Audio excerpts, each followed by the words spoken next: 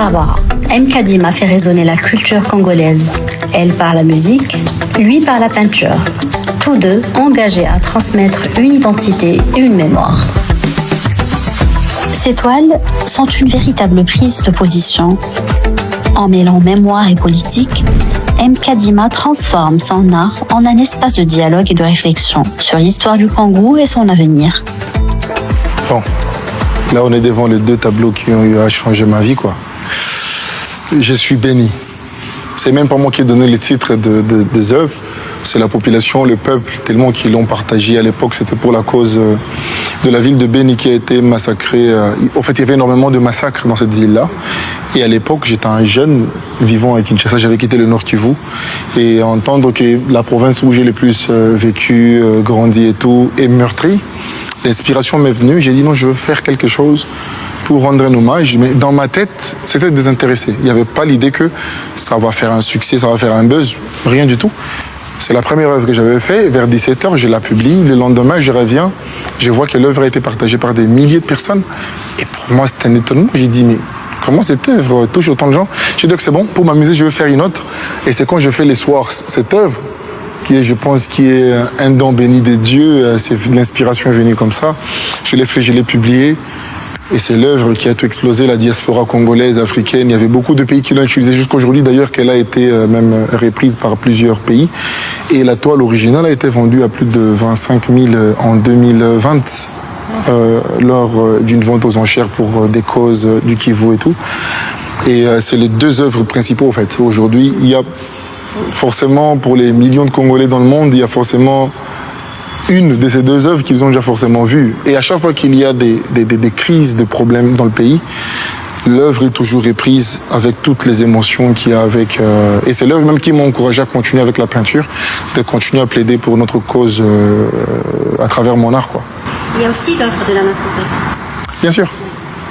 Ouais, c'est une œuvre un peu dérangeante, mais bon, ça c'est une œuvre que j'avais fait en 2000. Bon, l'année où le roi belge était venu officiellement dans notre pays, il était reçu par notre actuel président de la République. Et pour moi, je me disais que bon, c'était un bon moment, pas forcément pour la fête, mais aussi pour rappeler ce qui s'est passé entre nos deux pays. Parce qu'il n'y a pas de réconciliation sans un pardon honnête de la vérité, sans le rétablissement de la vérité. Et j'ai peint le roi qui vient dans notre pays, qui salue un Congolais dont la main a été coupée. C'est pas ce que lui l'a fait, mais c'est l'héritage de l'ancien roi, Léopold II, à l'époque coloniale, où la majorité, beaucoup de nos ancêtres, leurs mains ont été coupées pour l'exploitation du caoutchouc, de nos forêts, de nos minerais. Et c'est une histoire que je voulais ramener, parce que c'est notre rôle en tant qu'artiste de rendre l'histoire immortelle. Et pendant qu'il était venu, c'était les bons moments pour ramener l'histoire. Mais je ne m'attendais pas que ça allait partir autant à l'extérieur du pays, qu'il y aurait un tel retentissement. La preuve, vous êtes venu du Maroc, mais vous connaissez cette œuvre-là. Donc, c'est un peu ça. M. Kadima ne se limite plus à la peinture. Il fait appel à la technologie numérique pour enrichir son œuvre. Le numérique, je peux dire que bon, c'est la génération dans laquelle nous sommes et il faut s'adapter au fait. La musique a été numérisée, la médecine, tout ce qui va avec, aujourd'hui avec l'intelligence artificielle, c'est passé dans une autre vitesse où on est rentré dans un autre monde, des fois qu'on ne maîtrise, qu'on ne contrôle même plus. Mais l'art numérique, au vrai sens du mot, c'est quelque chose qui est gérable. Ça veut dire que on a démocratisé certains matériels. Au lieu d'aller acheter tout, la peinture à huile, toutes ces histoires-là, on te met toutes ces histoires-là dans une même boîte. Donc je peux utiliser n'importe quel type de gouache. Donc, et là, c'est facilité. Je peux faire une seule œuvre, mais je peux la reproduire 1 milliard à l'infini. Je peux, quelque chose que je pouvais faire par exemple en 8 heures ou bien en 2 semaines, je peux le faire en 5 heures. Et c'est l'avantage de l'art numérique parce que ça me permet de communiquer rapidement avec le peuple, avec ma communauté. J'ai eu à introduire ça dans mon art. J'ai fait la peinture à huile, la peinture numérique, le corps de clous, plusieurs styles pour être compétitif aussi sur le marché. Nous quittons l'univers créatif de M. Kadima pour plonger.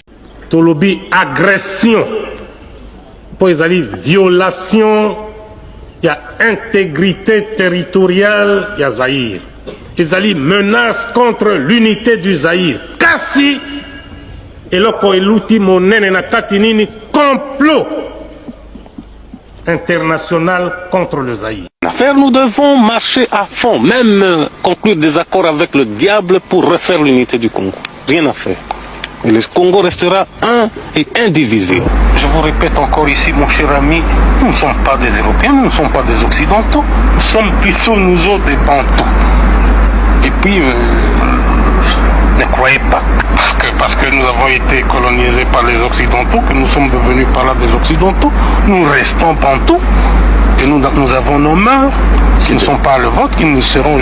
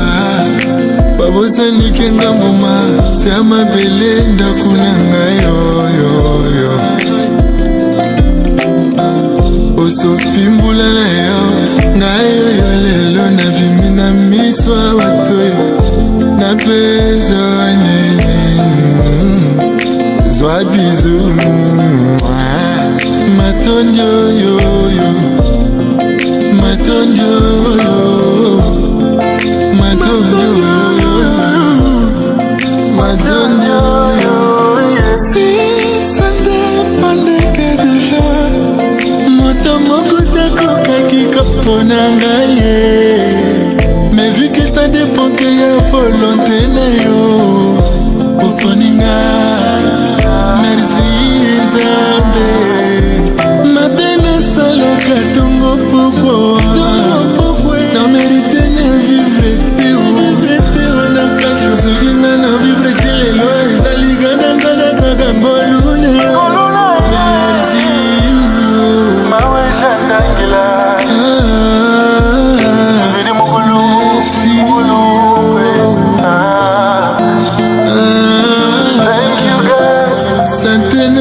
makasi. Thank you God.